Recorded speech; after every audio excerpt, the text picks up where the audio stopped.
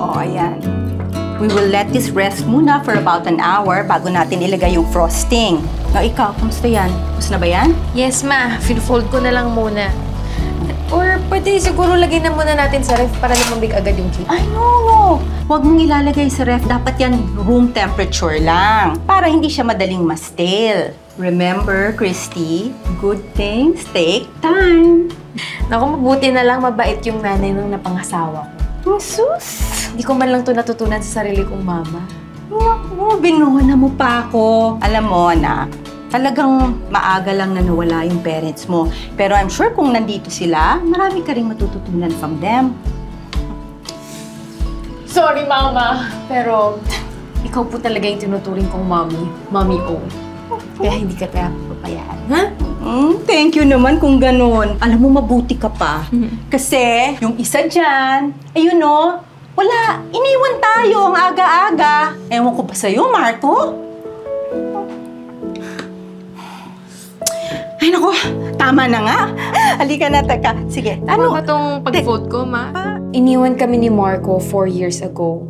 Namatay siya 2 months after naming ikasal sa isang accident sa barko. Kami na ng Mommy Olive niyang magkasama sa buhay. Mula sa ipon naming dalawa bago kami ikasal, nakapagpundar kami ng bahay at naiwanan niya ako ng pera para magkaroon ng sarili kong negosyo. I love baking and he made sure na magagawa ko yun kahit wala na siya.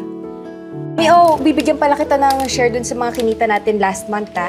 Ubayaan na ako, please. Ikaw talaga, ang kulit-kulit mo. Diba sinabi ko na sa'yo na wag na, para sa'yo na yon. Alam mo, okay na tong pinatira mo ka dito sa bahay ng anak ko, ninyong mag-asawa kahit na wala na siya. Okay na yun. Sige, tago mo na yan dahil kailangan mo yan. Eh, aba, syempre naman, Mami O. Eh, baka magalit sa akin si Marco niyan. Tsaka, binigay mo na lahat ng meron ka nung kasal namin. Hindi talaga kita pababayaan. Nako, gaya ng sinasabi ko kay Marco noon dati, na all out ako sa kanya. Kasi wala naman akong ibang pangarap para sa kanya kundi yung makahanap siya ng isang matinong mapapangasawa. Para meron din akong matitinong mga apo. 'Di ba? Mami O, sorry, di natupad. Ano ka ba? Yung matinong mga apo lang ang hindi natupad. Pero yung part ng matinong asawa, sobra-sobra pa. Dahil ikaw, sobra-sobra ka pa kaya sa matino. Grabe yung sobrang tino, Mami O, ha? Oo naman, di ba? Oh, ba't kumukontra ka? Ay, ano po gusto nyo?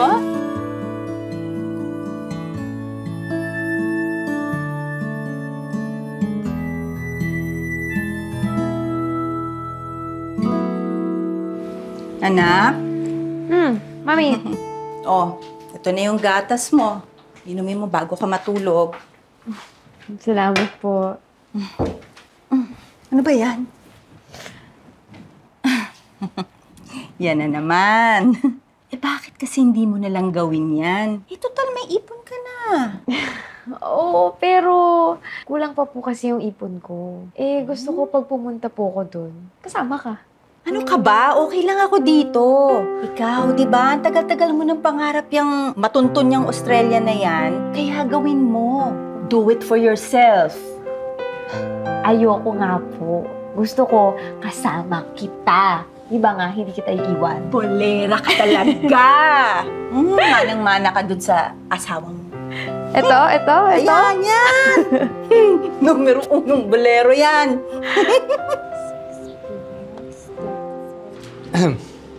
Yes, pili lang po kayo dyan. Magkano to?